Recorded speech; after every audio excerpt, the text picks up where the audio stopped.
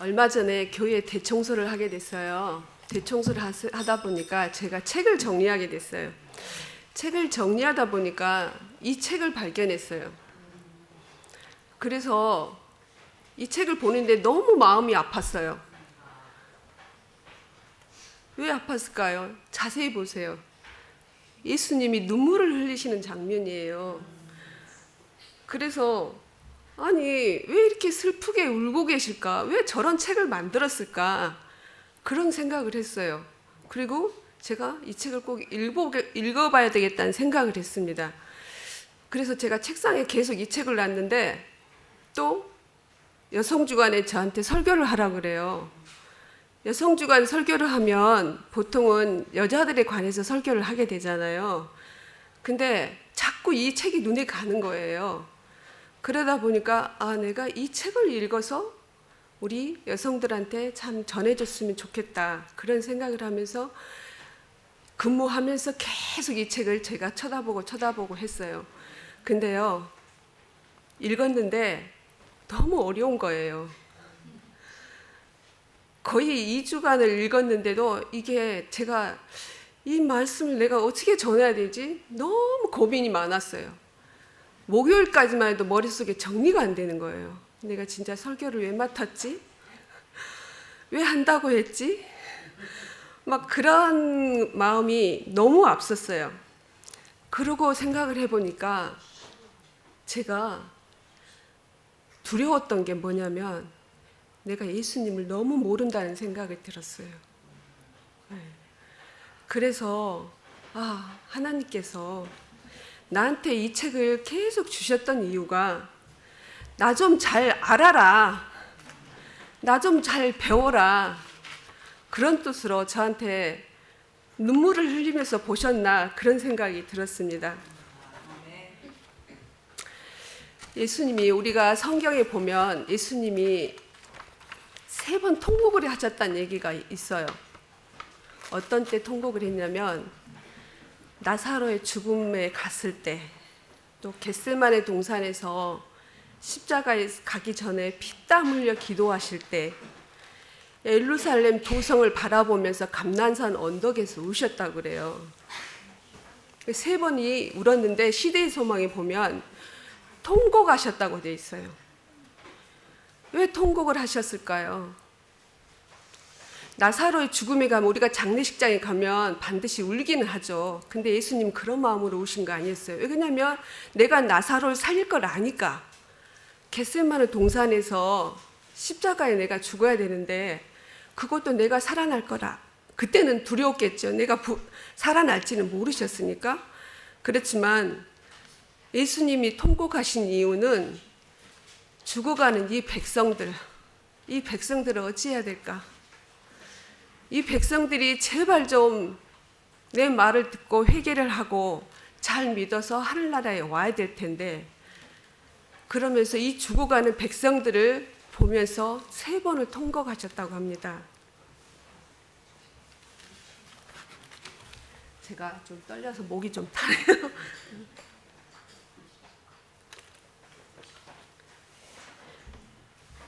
이 책을 보니까요, 예수님이 이 땅에 오셔서 제사장이나 다른 사람들, 많은 사람들이 이 땅에 와서 예수님을 가르쳤잖아요. 근데 가르친 게 너무 잘못 가르치고 있다는 것을 생각하신 것 같아요.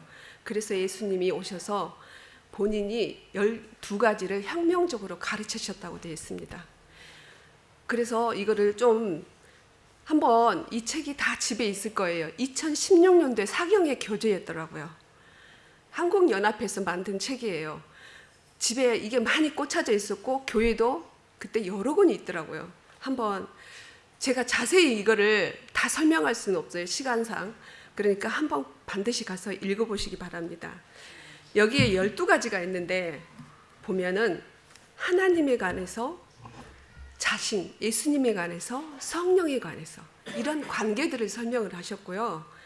그리고 천국은 어떤 사람들이 가야 될 것, 은혜는 어떤 것인지, 또 제자로서 해야 될 일이 무엇인지, 안식일을 어떻게 지킬 것인지, 또 종말에는 어떤 것이 일어날 것인지, 또 기도는 어떻게 해야 되는지, 권력, 섹스, 돈, 마지막 시대에 그런 걸 좋아하잖아요, 사람들이.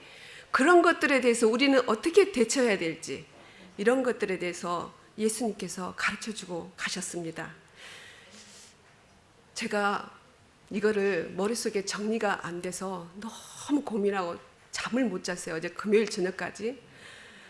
근데 죄송한데 제가 좀 더워가지고 에어컨 좀 틀어도 될까요?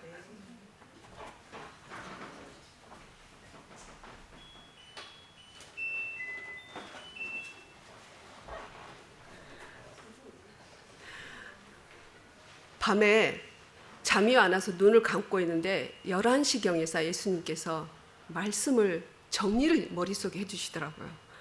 그래서 잠을 안 자고 계속 생각나는데 또 불 켜고 일어나서 또 적고 또 적고 또 적고 했어요.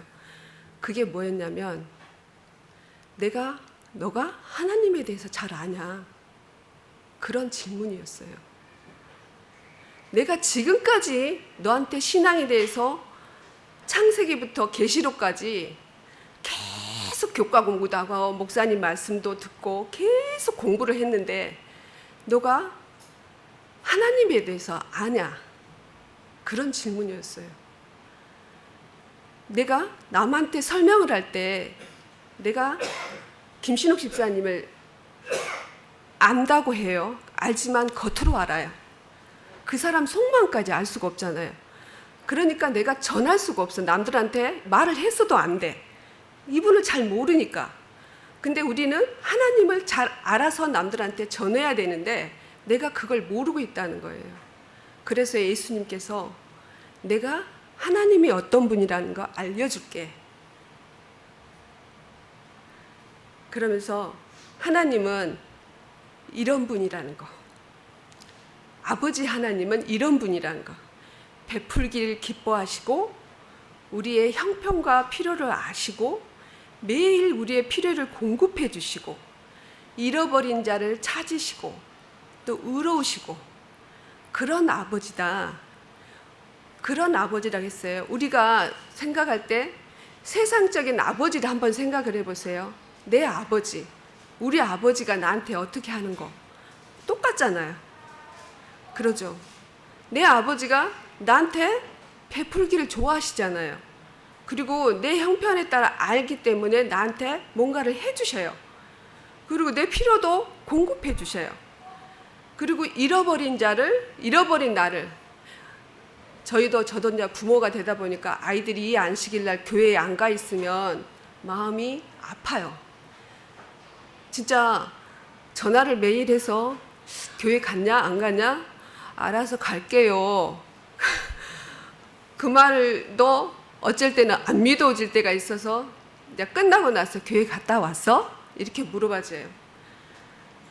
내 자식을 잃어버리고 싶지가 않은 거예요. 하늘나라에 같이 가야 되는데 그런 자식을 계속 찾는 아버지의 마음. 그리고 여기에서 말하는 것은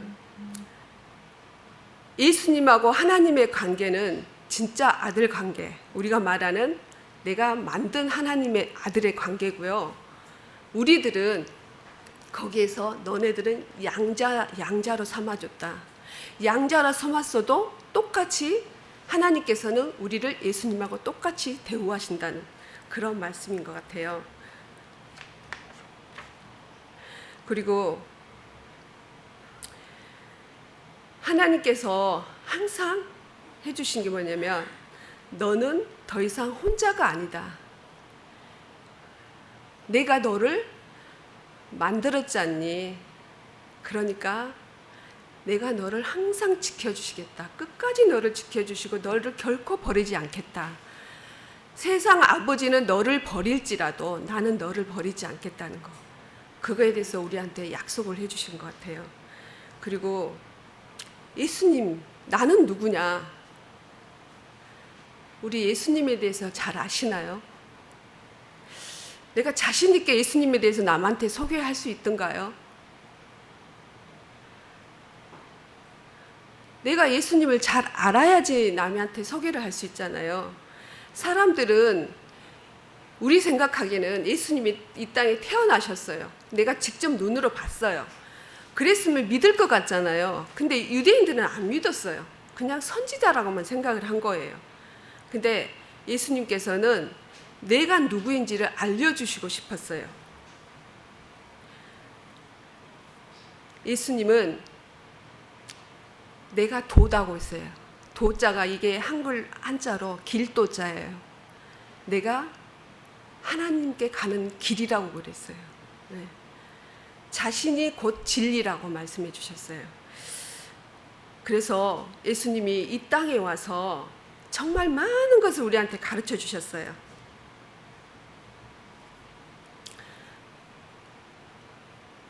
많은 걸 가르쳐 주셨는데 저도 마찬가지고 잘 다 기억을 못 하더라고요. 그래서 예수님이 이 땅에 오셔서 본인의 사명을 다 하시고 가시면서 또 우리한테 약속을 하시기를 누구를 보내주시겠다고요? 성령 하나님을 보내주시겠다고 했어요. 성령 하나님을 보내주시겠다는데 성령의 역할, 아버지 하나님의 역할이 있고 예수님의 역할이 있고 성령 하나님의 역할이 있어요. 성령 하나님의 역할, 성령이란 뜻이 보혜사, 위로자, 상담자, 옹호하는 자 이런 뜻이라고 합니다. 성령을 내가 보내주시겠다. 성령은 어떤 역할을 하냐면은 아버지와 아들과 성령이 밀접한 관계를 맺고 아버지와 아들과 성령은 독립된 개별들의 존재이지만 하나라고 그랬어요. 하나인 것은 생각이 다 같다는 거죠. 네. 그래서 성령은 너희에게 모든 것을 가르쳐 주실 것이다. 근데 사람들은 요즘에 예수님을 더 강조하는 게 아니고 성령 하나님을 더 강조하는 경우가 있는데 그건 잘못된 거라고 말씀해 주셨어요. 하나님께서 이 땅에서 가시면서 내가 누구를 보내겠다고 약속을 했어요. 예수님이 가시면서 성령을 보낸데 그 성령의 역할이 뭐냐면 내가 너한테 가르친 것들을 잘 생각나게 해주겠다. 그리고 예수의 말들을 잘 생각하면서 모든 것을 잘 가르쳐 주겠다. 그게 성령의 역할이라고 되어 있습니다. 그래서 성령은 자신을 드러내는 게 아니고 항상 모든 초점을 누구한테 맞추는가요? 예수님한테 초점을 맞추고 있어요. 하나님의 나라가 확장되는 것은 우리의 힘이나 기술이 아니라 성령의 능력을 통해서이다. 그렇게 말씀해 주셨습니다. 예수님이 가르친 것은 우리가 그 영지주의 있잖아요. 내가 어떠한 특별한 계시를 받았다고 하는 사람들, 그런 사람들의 빗나간 가르침보다 예수님이 우리한테 해줬던 설교들, 이런 것들을 성령이 잘 알려주시겠다. 그런 말씀인 것 같아요. 그리고 그 다음에 천국 시민에 대해서 알려줬어요. 우리는 천국 시민권자를 가지고 있죠. 네. 그러면 천국 시민권자를 가지고 있으면 지난번에 우리가 교과 시간에도 말씀드렸는데 내가 미국에 가려면은 미국에 가기 전에 어떤 것들을 준비하나요? 여권도 준비하고 또 여러 가지 미국에 가서 필요한 것들을 준비하죠. 그리고 미국의 법도 알아야 되잖아요. 내가 가서 다른 나라에 가서 그 법을 모르면 어떻게 되겠어요? 안 되잖아요. 그러니까 예수님께서도 우리도 천국 시민권자라면 하늘에 가서 살아야 될 법을 잘 알아야 될 것 같아요. 네, 그렇게 알아야 되는데 우리는 보통 몰라요? 잘 몰라요? 이게 답이 아니라는 거죠. 우리 지금 계속 교과 배우잖아요. 알고도 저지른 죄는 하나님께서 심판하시겠다고 하셨잖아요. 우리 여기에 앉아 있는 분들은 최소한 하나님의 율법이나 하나님의 법을 알고 있어요. 일부러 죄를 저질러서는 안 된다는 거죠. 천국 시민은 이런 자들이 간답니다.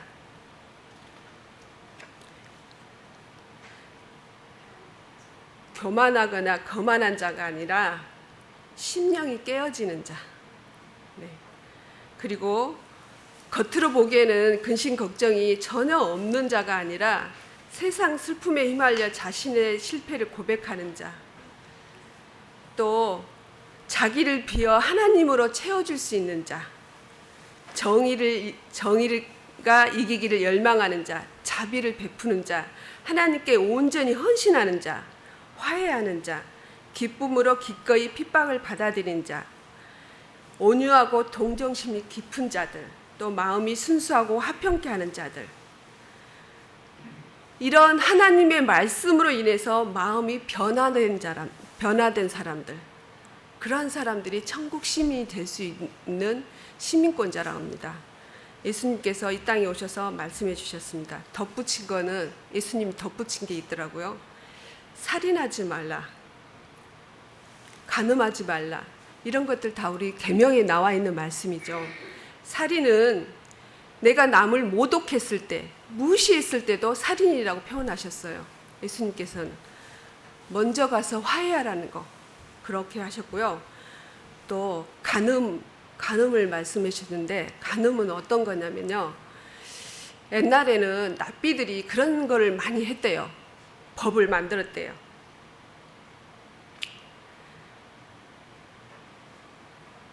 그러니까 간음은 음란한 생각이나 눈짓으로도 간음을 한다고 여기서는 말씀해 주시고요.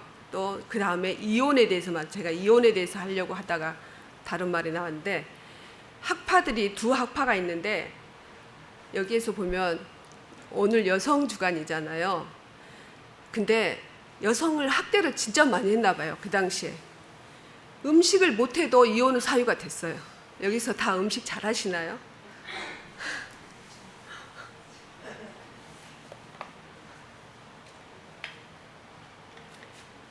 그리고 그 힐렐 학파는 음식을 못하거나 내가 마음에 안 들어도 여자한테 이혼을 할 수가 있었어요. 근데 거기에 또 산마이 학파라는 데는 사소한 걸로서 이혼을 반대한다고 나왔는데, 그 예수님께서는 결혼의 신성성을 반드시 항상 말씀하셨어요. 에덴에서 하나님이 짝지어 주신 것은 누가 나눌 수 없다고? 사람이 나눌 수 없다고 반드시 창세기에 그 말씀이 나와 있는데, 사람들이 자기 편리할 대로 해석을 하면서 이 이혼에 대해서, 이렇게 여자들에 대해서 너무 무시를 했던 거예요. 그래서 예수님은 거기에 대답을 별로 안 하시고 에덴에서 내가 어떻게 했냐 이거를 물으셨다고 되어 있습니다. 그리고 맹세한 거 있죠. 좀 너무 웃겨요. 여기 보면 납비들은 성전으로 맹세한 것들은 용서가 됐대. 성전으로 맹세한 것들은 무효가 가능했대요. 근데 성전에 금으로 맹세한 것들은 무효하지 못했대요. 이게 무슨 말이겠어요? 그만큼 돈을 밝혔다는 얘기죠. 네. 그러니까 맹세도 우리는 성전으로 하는 게 가장 큰 거잖아요. 근데 금으로, 성전에 금으로 하는 것이 더 큰가요? 그건 아니죠. 여기에서 예수님께서 가르쳐 주고 싶었던 것은 규정이 아니라 약속 자체를 항상 우리가 중시해야 된다는 거. 내가 약속을 했으면 그거를 지켜야 된다는 거. 눈에는 눈으로, 이거 모세법에 나와 있죠. 우리 세계사에 배웠던 거, 함무라비 법전, 뭐 눈은 눈으로 갚고 뭘 하고 막 이렇게 돼 있잖아요. 근데 하나님께서는 모세법에 말씀 안 하시고 복수를 해서는 안 된다고 가르쳤습니다. 비폭력. 우리는 보통 그러죠. 저 사람이 나한테 잘못했어. 그러면 나는 꼭 복수를 해주고 싶은 마음이 우리 죄된 마음이에요. 그렇지만 예수님께서는 그렇게 해서는 안 된다고 우리한테 가르쳐 주고 가셨어요. 네, 비폭력으로 응수를 해야 된다. 선은 악을 선으로 이겨라. 항상 예수님께서 우리한테 그렇게 말씀해 주셨어요. 그리고 온수를 사랑하라. 온수를 사랑하기는 쉽지는 않아요. 그렇지만 하나님께서 그렇게 명령하셨으니까, 우리는 예수님에 대해서 그렇게 배웠으니까, 배운 사람은 다 그렇게 배운 대로 해야 되겠죠. 여기에 또 나와 있는 게 뭐냐면, 하나님을 우롱하는 3가지 종교적 행습이 있다고 되어 있습니다. 구제, 기도, 금식. 구제할 때 내가 남을 구제했다고 온 천하에 밝히는 것. 내가 옛날에 이랬어. 나는 옛날에 이런 사람이었어. 이렇게 밝히는 것들이 하나님을 우롱하는 3가지 행습에 들어간다고 합니다. 그리고 기도, 광장에서 옛날에는 기도했죠. 유대인들은 옛날에 광장에서 기도 많이 했잖아요. 내가 보기 좋게. 남들이 나는 이렇게 기도한다는 걸 그런 걸 하셔는 아니고 저기 뒤에 보면 기도하는 방법에 대해서 있습니다. 금식. 내가 금식하면서 정말 건강한 모습으로 금식을 해야 되는데 진짜 내가 금식한다는 표를 내면서 금식하는 거 이게 하나님을 우롱하는 3가지 종교적 행습이라고 이 책에 그렇게 말씀이 되어 있더라고요. 천국에 대한 하나님의 가르침은 예수님을 삶의 주인으로 받아들이면 언제든지 예수님께서 너네들을 첫째 자리를 지킬 수 있는 곳으로 안내해 주겠다.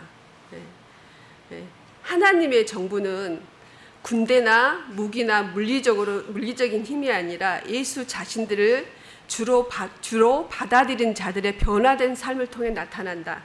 하나님의 나라는 무한한 가치를 지닌다. 그 나라에 비추어 보면 세상의 부와 명예와 업적은 무색해진다. 우리가 하나님의 나라를 위해서 감춰진 보화 있잖아요. 밭에서 그 보화 말씀 많이 들었죠. 그런 것들이 이 하나님의 나라를 찾기 위해서 보화를 다 팔아서 그 밭을 산 것처럼 우리도 나에 있는 것들, 내가 이 땅에서 죽으면 아무 필요 없는 것들을 가지고 아둥바둥 살지 마시고 정말 하나님의 나라를 살 수 있는 방법을 배워야 될 것 같아요.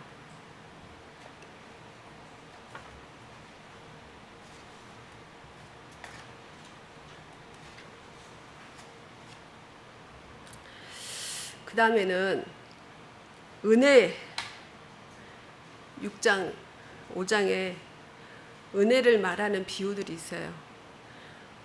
여러 가지 비유를 배울 수 있죠. 은혜에 대한 비유를 말하라고 하면 우리가 쉽게 말할 수 있나요? 다 잊어버리죠. 여기서 한번 기억을 해보세요. 포도의 일꾼의 비유, 세리와 바리새인의 비유, 탕자의 비유, 잔치의 비유. 이런 비유들이 은혜에 대한 비유라고 말씀하셨어요. 포도 일꾼의 비유는 아침에 일찍 오는 사람하고 늦게 오는 사람하고 품삯이 같아요. 일찍 오는 사람들이 불만이 생기겠죠. 늦게 온 사람하고 똑같이 나한테 그 품삯을 주는 거예요. 그래서 이 사람들이 불만이 생겨요. 근데 우리가 가만히 생각을 해보세요. 교회 안에서도 나는 70년간을 교회를 다녔어. 근데 내가 구원을 못 받아. 근데 인자 나온 사람이 구원을 받았어요. 그런 거하고 똑같은 거예요. 하나님께서는 내가 오래 교회를 다녔다고 해서 그 사람을 구원해 주시는 게 아니고 일찍 이제 나왔다 할지라도 그 마음을 보시는 거죠. 그래서 우리가 포도의 비유는 마땅히 받을 자격이 없는 것을 우리에게 주시는 분이다. 우리가 생각했을 때는 이제 나온 사람을 왜 구원해줘? 나는 70년간 하나님한테 투자하고 다 했는데 그런 생각을 하잖아요. 그렇게 생각하지 말라는 말씀이고요. 세리와 바리새인의 비유. 바리새인도 똑같아요. 우리는 나의 비교 대상이 누구여야 되나요? 옆에 사람이 아니에요. 나는 보통 그러잖아요. 나는 저 사람보다 괜찮아. 우리 보통 다 그런 생각을 해서 나는 저 사람보다 더 악하지 않아. 그렇게 생각하고 살거든요. 근데 여기에서 말씀하시는 것은 세리와 바리새인들의 비유를 말씀하시면서 바리새인이 그러잖아요.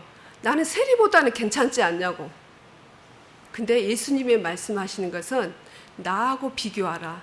너하고 나하고 비교를 한번 해보자. 이거예요.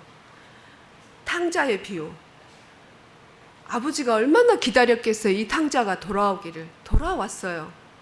그러면 하나님 아버지는 얼마나 좋겠어요. 내 자식이 돌아왔는데, 내 자식이 교회에 왔어. 열심히 다니다가 세상 길로 빠져서 세상에서 열심히 놀다가 다 탕진하고 이제 교회에 왔어. 근데 아버지는 그 자식이 그래도 좋은 거예요. 근데 옆에 있는 사람들이 저거 뭐하고 왔어, 인제사? 저거 세상에서 별짓 다 했어. 그런 쑥덕거리는 거 우리 들어보지 않았나요? 그러죠. 저것이 세상에서 뭐 했는 줄 알아? 그리고 그 아는 거에 대해서 굉장히 열을 내서 얘기를 해요. 그러지 말라는 거죠. 그리고 여기에서 말하는 것은 탕자의 비유는 아버지가 그 탕자를 용서하고 받아들였다는 게 보는 것이 아니고 예수님께서 초점을 주신 거는 그 형의 태도였어요. 형이 말했잖아요. 나는 아버지하고 계속 같이 열심히 교회 다녔는데 나한테 잔치를 한 번이나 베풀어 줬냐? 나한테 아버지는 뭐 해줬냐?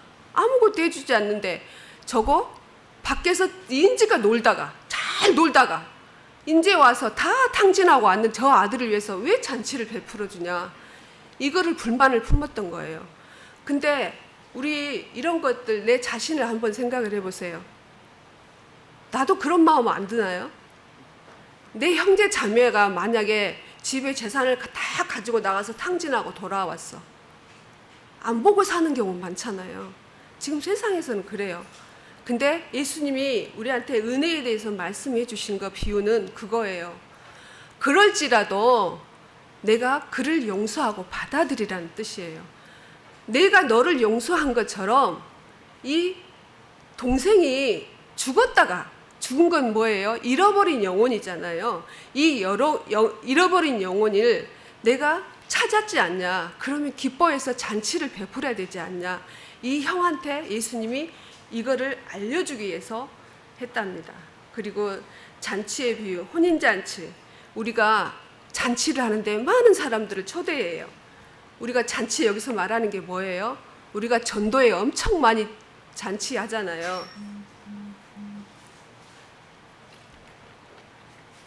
근데 전도에 잔치를 하면 사람들이 오나요? 안 오죠. 진짜로 사정해서 별걸 다 준다 해도 안 와요. 그래서 예수님께서 잔치에 뭘 했어요? 누구를 초대했어요? 진짜 안 올 것 같은 사람들, 진짜 주변에 정말 안 올 것 같은 사람들한테 초대를 했어요. 근데 그런 사람들은 이 잔치에 초대를 받아서 왔어요. 이 잔치에 안 오고 싶은 사람들은 계속 핑계를 댄답니다. 내가 어째서 못 와요? 어째서 못 와요? 우리 전도해보면 그렇잖아요. 어째서 못 와요? 뭐해서 못 와요? 내가 다음에 갈게요. 이랬을 때 하나님께서는 그런 사람들은 반드시 언젠가는 오늘 교과에 나왔잖아요. 벨사살 왕도 알고도 안 했잖아요. 행하지 않은 거 바로 즉시 심판이 임한다는 거죠.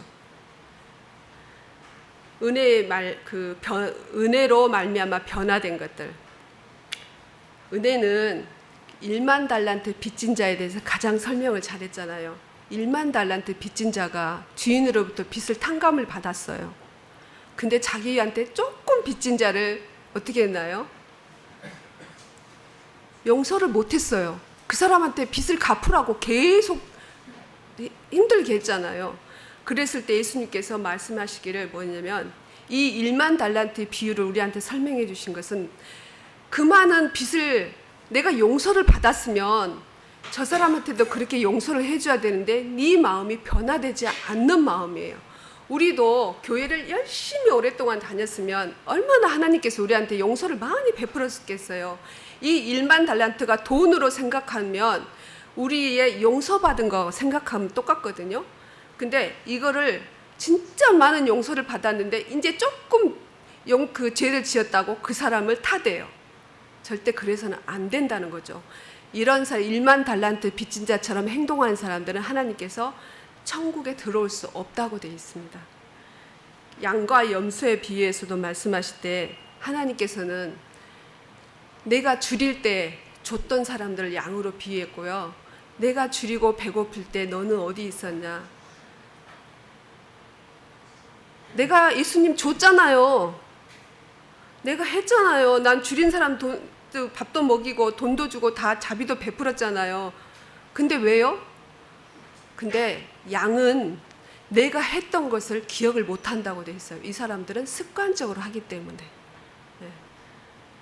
그래서 은혜로 우리는 은혜를 받았으면, 용서를 받았으면 내 마음이 변화된 모습을 보여야 된답니다. 그거 우리는 항상 비교 대상이 옆 사람이 아니라 예수님하고 꼭 비교하시기 바랍니다. 우리는 마땅히 죽어야 마땅하지만 예수님께서 이 땅에 오신 이유는 그런 나를 정말 변화시켜서 하늘나라로 데려가고 싶어서 이 땅에 오셨어요. 그게 하나님의 은혜라고 합니다. 그 다음에 제자도, 6장에 보면 제자도가 있습니다. 제자는 하나님을 잘 설명하신 분이 누구였어요? 예수님이었잖아요. 예수님을 잘 설명하신 분이 누구였어요? 성령님이셨어요. 그러면 하나님, 예수님, 성령님을 잘 설명해야 되는 게 누구예요? 제자예요. 그러면 그 제자는 이 세 분에 대해서 잘 알아야 되겠죠. 잘 알아야 설명을 할 수가 있어요.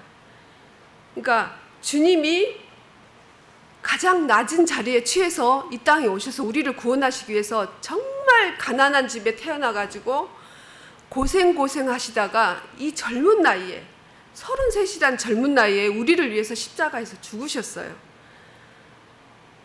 그러면 예수님의 생활이 더 억울할까요? 지금 저같이 60이 다 된 사람이 억울할까요? 우리는 억울할 게 하나도 없는 사람들이에요. 그러니까 우리도 예수님처럼 잘 살아야 되겠죠. 그리고 제자인 나도 예수님처럼 살아야 되고 하나님 아버지나 예수님이나 성령님 하나님에 대해서 잘 알아서 잘 제자로서 남들한테 잘 소개를 해야 되는 게 우리의 의무입니다. 성경을 보면 우리가 옛날에는 성경을 참 어렵게 가르쳤어요. 처음에 성경이 정말 재미있는 성경이잖아요. 다니엘서를 봐도 정말 재미있어요. 왕 금신상 만들었지. 그 다음에 어떻게 해요? 금신상이 어떻게 될 걸 보고 또 그 다음에 그 느부갓네살 왕이 범죄를 하니까 짐승으로 만들었다가 또 짐승에서 다시 하나님이 고쳐주셨다가 이제 벨사살 왕이 그 성전 기부를 갖고 가서 하니까 죽였어요. 창세기도 마찬가지, 요나서도 마찬가지. 요나가 물고기 뱃속에 왜 들어갔을까요? 이런 재미있는 얘기들이 성경에 너무 많은데 우리는 옛날에 보면 저도 처음에 안식일교회 받아들였을 때 2300주야. 언제 시작해서 언제 끝나고 그 사이에는 어떤 연도가 있고 그것만 계속 외웠던 것 같아요. 그리고 다니엘서하고 요한계시록만 열심히 가르쳤어요. 그것도 계속 연도만 외우게 했어요. 그러니까 이 안에 내용은 몰라. 내용은 모르는데 어떤 연도에 뭐가 있고 이것만 배웠던 것 같아요. 그래서 성경이 재미없고 힘든 책이었어요. 근데 지금에 와서 제가 성경을 자세히 보니까 성경이 연도라는 건 없더라고요. 그래서 그냥 하나님이 얘기해 주신 대로 재밌게 읽기만 하면 돼요. 읽기만 잘하면 깨달을 수 있게끔 돼 있어요. 어린 아이들도 깨달을 수 있게끔 만들어져 있는 게 성경이에요. 근데 우리는 너무 성경 말씀에 없는 것들을 너무 삽입시켜서 힘들게 만들고 있어요. 성경은 참 재밌게 읽어야 될 것 같아요. 제자의 열정은 인간의 평가가 아니라 하나님의 뜻을 이루는 데 있습니다. 제자는 유명한 설교자도 될 수 있고 많은 영혼을 구할 수도 있고 병자를 구할 수도 있어요. 그리고 모든 사람들한테 저 사람은 괜찮은 사람이라고 평판을 받을 수도 있어요. 그런데 충격적인 말씀이 뭔가요? 여기에 빨간 글씨에 보면 내가 너를 도무지 모른다고 돼 있어요.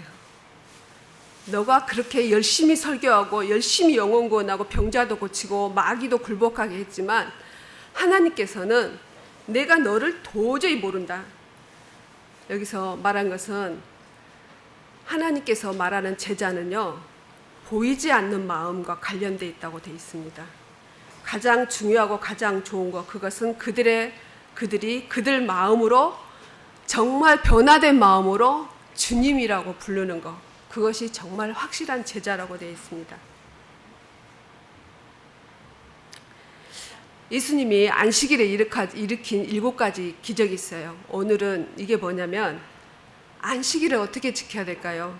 우리는 납비들이나 이런 사람들이 우리가 율법의 10계명을 풀으면 글자가 613개인가 돼 있다고 그래요. 그래서 이스라엘 그 유대교 납비들은 63개의 법을 만들었어요. 뭣도 하지 말라, 뭣도 하지 말라, 그 엘리베이터 이것도 누르지 말라, 뭣도 하지 말라. 그런 것들을 63개 정도의 알지 못하는 법을 만들었어요.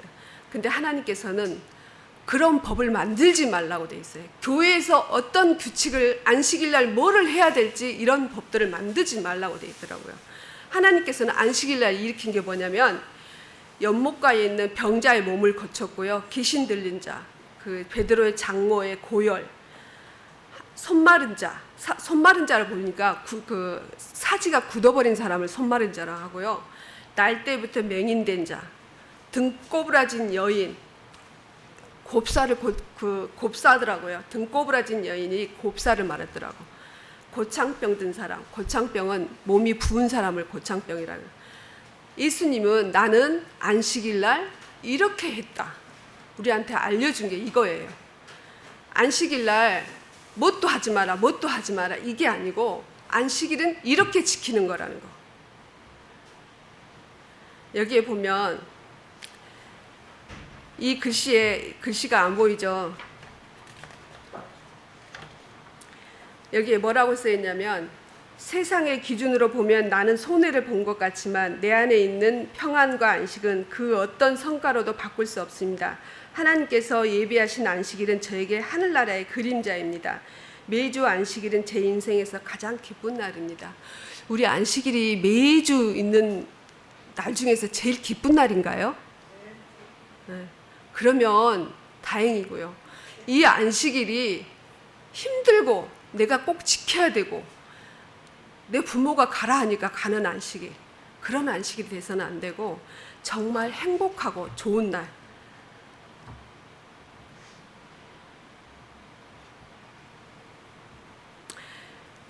여기에 보면 1년 동안 열심히 안식일을 지켰습니다. 그런데 제가 돌아보니까 제가 안식일을 지킨 것이 아니라 안식일이 저를 지켜주었다는 것을 알게 되었습니다. 이렇게 우리도 이런 고백이 필요한 것 같아요. 예수님이 이 땅에 와서 안식일에 대해서 가르쳐준 것은 하지 말라, 해라 이런 게 아니고 이런 준수 방법들을 하지 말라고 하셨어요. 교회에 어떤 규정을 둬서 이렇게 하지 말라 그런 것들이 한 게 아니고 예수님께서 말하면 결론적으로 동료 인간이 성경이 분명하게 말하는 것을 넘어가는 안식의 규정을 지시하지 말아야 하는 것처럼 그날 자체로 마음대로 좌지우지하지도 말아야 한다. 인간이 변경시킬 권위는 하나도 없다. 예수님이 이 땅에 안식일 나와서 행했던 것들, 병자 고치고 마음이 슬픈 자 위로해주고 이런 게 정말 안식일을 지키는 거라고 말씀해 주셨습니다. 그리고 앞으로 미래에 관한 것들, 우리가 앞으로는 미래에서 곤란한 생활을 살아갈 수도 있어요. 핍박이 올 수도 있어요. 예수님이 오시기 전에 그런 핍박이 올 수도 있지만 예수님이 승리하신 것처럼 내가 승리한 것처럼 너희들도 승리하라고 그런 말씀을 주셨습니다. 열천의 비유 우리 많이 들었잖아요. 이거는 준비성. 우리 계속 말씀했잖아요. 예수님이 곧 오실 거야. 그러면은 준비를 해야 되잖아요. 근데 준비를 안 해. 언제 올지 모르니까. 그리고 달란트의 비유는 개인적인 책임. 나한테 어떤 직책이 맡겨져 있어. 그럼 그게 하찮은 것처럼 보여. 그런 사람들한테 하나님께서 주신 게 달란트의 비유예요. 모든 사람은 한 달란트라도 다 주어졌다고 합니다. 근데 그 한 달란트를 내가 활용하지 못하는 거, 이런 것들은 재림을 준비하는 데서 부족한 사람들이라고 되어 있습니다. 양과 염소의 비유. 지금껏 살았던 대로 심판이 시작된 거예요. 내가 어떻게 살았는지 그게 하나님께서는 반드시 심판이 따른다고 말씀했습니다. 종말에 관한 것들, 우리는 재림을 기다리면서 어떻게 살아야 될까요? 매일 아침 깨어 새로운 날뿐 아니라 의미와 목적 있는 삶을 살아야 한다고 말씀해 주셨습니다. 예수님의 기도 생활, 우리는 예수님은 습관처럼 기도했다고 되어 있습니다. 그리고 한적한 곳에 가서, 그리고 개인 기도를 굉장히 중요하셨고요. 산에 가실 때 어느 때나 하나님한테 기도를 하셨어요. 예수님이 우리한테 주기도문을 알려주셨잖아요. 예수님은 내 하나님, 너의 하나님, 우리 하나님 이렇게 말씀하셨잖아요. 예수님은 반드시 너하고 나하고 같은 존재, 우리 하나님이라고 절대 우리한테 말씀 안 하셨다고 합니다. 주기도문에서 우리 하나님이라고 말씀해 주신 것은 너의 기도기 때문에 우리 하나님이라고 가르쳐 주셨다고 합니다. 우리는 내 기도는 항상 그러죠. 내가 하나님이 나한테 요구하신 게 있잖아요. 하늘에 계신 우리 아버지, 하늘에서 뭐가 이루어진 것처럼 이 땅에서 이루어지기를 기도하라고 분명히 알려줬는데 내 기도는 어떤가요? 이 땅에 있는 것들을, 많은 것들, 여기서 보면 카트, 쇼핑 카트에 내가 하나님한테 구할 것들을 가득 넣어가지고 그것만 열심히 말하고 끝내버린다는 거예요. 네. 하나님이 분명히 주기도문에 하나님의 나라의 영광을 위해서 기도하라고 되어 있는데 우리는 내 필요한 것만 기도하다가 맞춰버리는 거예요. 그래서 우리는 그렇게 기도하지 말라고 알려주셨습니다. 그리고 마지막으로 권력에 대해서 말씀해 주셨는데요. 인간의 권력은 하나님의 능력을 방해한다고 되어 있어요. 네.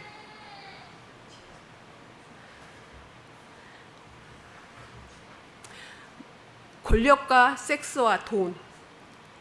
여기서 권력은 하나님 나라에 가는데 방해가 된다고 말씀하셨고요. 이게 섹스란 말이 젊은 아이들이 있어서 이게 좀 말하기 좀 그랬는데 부부관계를 얘기하더라고요. 가정. 너무 편하게 생각하고 이혼 증서 주고 이런 것들이 굉장히 문제가 되고 이런 것들이 사람들이 힘이라고 생각해요. 내가 부인을 여러 명 데리고 있는 것도 힘이라고 생각을 한답니다. 근데 그런 게 힘이 아니라는 거. 그리고 돈을 내가 많이 가지고 있는 거, 그런 것들이 힘이 아니고 하나님께서는 여기서 말하는 것은 우리의 절실한 필요는 인간의 권력이 아니라 하나님의 능력을 말씀해 주셨습니다. 우리의 우상이 뭘까요? 하나님보다 더 중요하게 생각하는 게 우상입니다. 우리 우상들 옆에 많이 있죠. 내 자녀들이 우상이에요. 지금 보면. 그리고 내가 가지고 있는 권력, 내가 가지고 있는 돈들, 이런 게 다 우상이잖아요. 그런 우상들, 그게 내가 만든 신이랍니다. 우리는 통장에 돈이 있으면 조금 힘이 있는 것처럼 보이잖아요. 그런 것들은 다 내가 만든 신이라고 합니다. 하나님의 은혜를 선택받은 자는 각종 우상을 멀리하고 율법을 가까이 한다. 제가 이 책을 보면서 하나님께서 얼마나 답답하셨으면 하늘에서 이 땅에 와서 우리한테 12가지에 대해서 혁명적으로 가르쳐 주셨을까. 하나님에 대해서, 예수님에 대해서, 성령에 대해서, 천국은 이런 사람들, 또 은혜는 뭐고, 제자로서 해야 될 것들, 안식일은 이렇게 지켜야 된다. 종말에 있어야 될 일들, 또 기도는 이렇게 해야 된다. 권력과 섹스, 돈, 이런 것들은 아무 필요가 없다. 우리한테 예수님께서 정말 잘 알려주고 가셨어요. 이것을 잘 알고 싶으면 지금은 예수님 내 곁에 없으니까 누구한테 구해야 될까요? 성령님한테 구해서 말씀을 잘 생각나게 해달라고 매일매일 기도하는 그런 사람들이 됐으면 좋겠습니다. 이 책이 혹시 필요하신 분들은 이게 2권이 더 1층에 있더라고요. 꼭 가서 이 책을 한번 다시 읽어보시면 정말 이 안에 정말 보물 같은 말씀들이 많이 들어있는데 잘 깨달아서 우리가 하늘나라에 다 갔으면 좋겠다는 그런 생각으로 제가 이 책에 대해서 설명을 했습니다. 많은 은혜 받으시고 또 오늘 또 즐거운 안식일이 되시길 바랍니다. 말씀을 마치겠습니다.